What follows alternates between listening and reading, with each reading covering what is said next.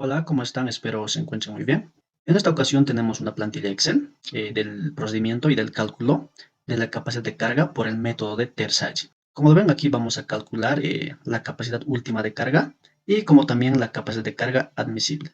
Y esto lo vamos a calcular por dos tipos de falla. Por ejemplo, el tipo de falla general y como también el tipo de falla local. A ver, venimos aquí a la parte principal.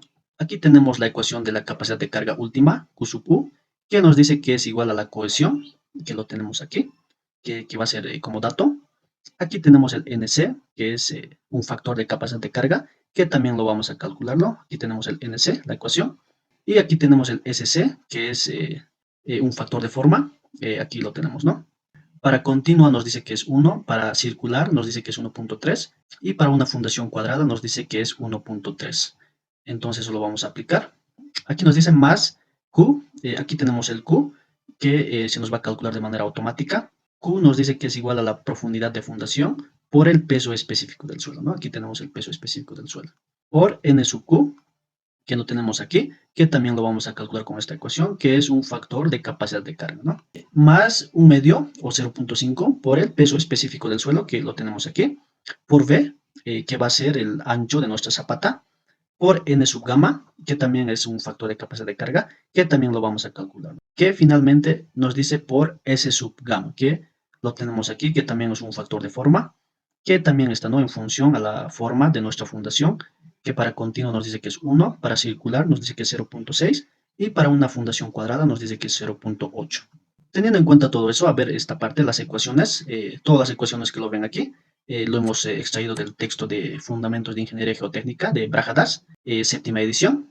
Aquí en esta parte nos dice coeficientes de reducción, que lo estamos reduciendo el ángulo de fricción interna, lo estamos reduciendo con esta ecuación, y también la cohesión, ¿no?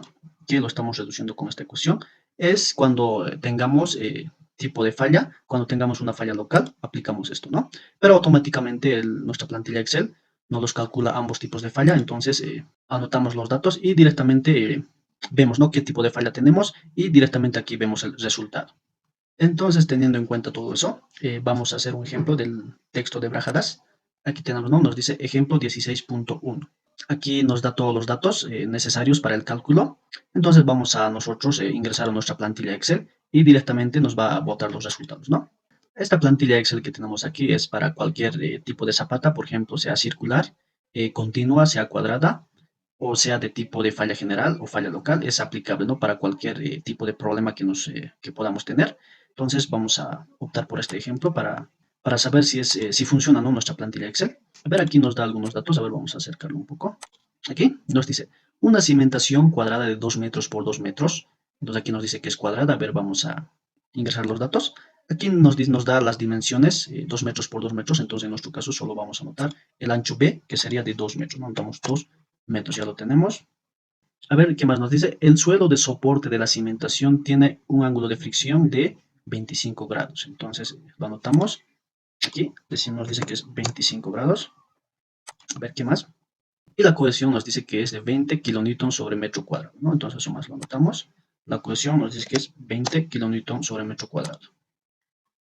¿Qué más nos dice? El peso unitario del suelo, que sería el peso específico, es 16.5 kilonewton metro cúbico. Entonces anotamos el peso específico, que es 16.5 kilonewton metro cúbico. Aquí nos dice, determine la carga bruta admisible, que sería la capacidad de carga admisible, en la base con un factor de seguridad, nos da el FS, que es el factor de seguridad, de 3 nos dice, entonces eso lo anotamos. Aquí tenemos el FS, que es el factor de seguridad, nos dice que es 3. Suponga que la profundidad de la cimentación, el DF, es de 1.5 metros, ¿no? Entonces el DF nos dice que es 1.5. A ver, casi ya lo hemos ingresado todos los datos. Y aquí una parte importante nos dice, ¿no? Y que la falla de corte en general se produce en el suelo, ¿no? Aquí nos da un dato importante, nos dice que es de falla de tipo general. Entonces, vamos a analizar.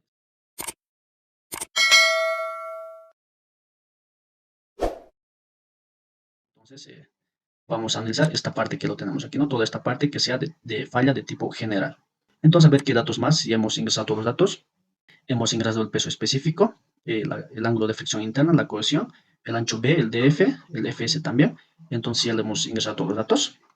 todos los datos que podemos cambiar son, ¿no?, las celdas que están de color amarillo, y todos los demás es ya de manera automática que no los calcula.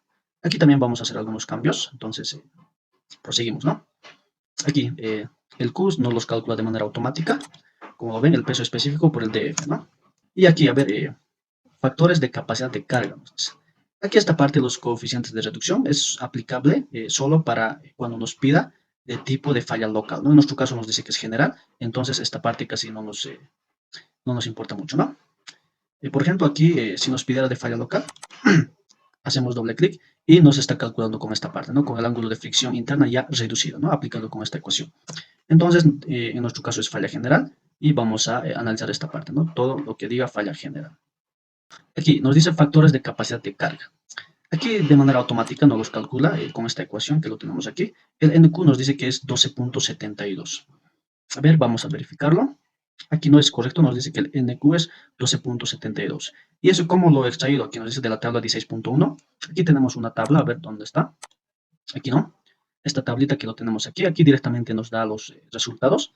A ver, para un ángulo de fricción interna de 25, a ver, en nuestro caso es 25, este ángulo de fricción interna.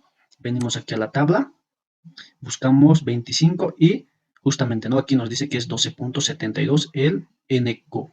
Y de la misma manera podemos calcular NC, a ver, para 25, nos dice que es 25.13, a ver, venimos aquí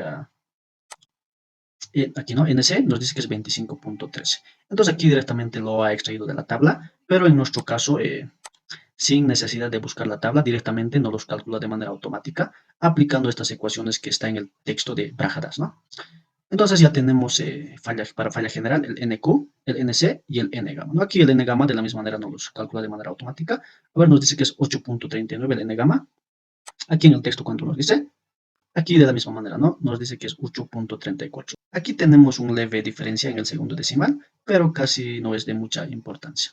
A ver, aquí de la misma manera en la tabla vamos a ver. Para 25 nos dice que el N-gamma es 8.34. Entonces, está correcto. A ver, seguimos con el cálculo. Aquí ya tenemos, como les indicaba, el NQ, el NC y el N-gamma. Aquí los factores de forma. Entonces aquí vamos a hacer un pequeño cambio. En nuestro caso era una zapata cuadrada. A ver, entonces, a ver aquí el SC. Venimos aquí y nos dice que para una zapata cuadrada el SC es 1.3. Eso lo cambiamos, 1.3.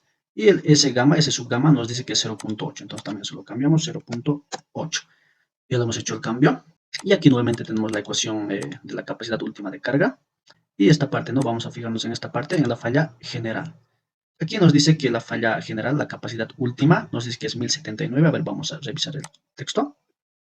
Y justamente, ¿no?, aquí, aquí en el texto nos dice que es 1078, pero sabemos que en el Excel trabaja con todos los decimales, con todos los decimales completos, entonces nos da en sí igual 1079, ¿no? Aquí la capacidad de carga admisible, que es la división de la capacidad última de carga sobre el factor de seguridad, que lo tenemos aquí, que lo está dividiendo a nuestro factor de seguridad.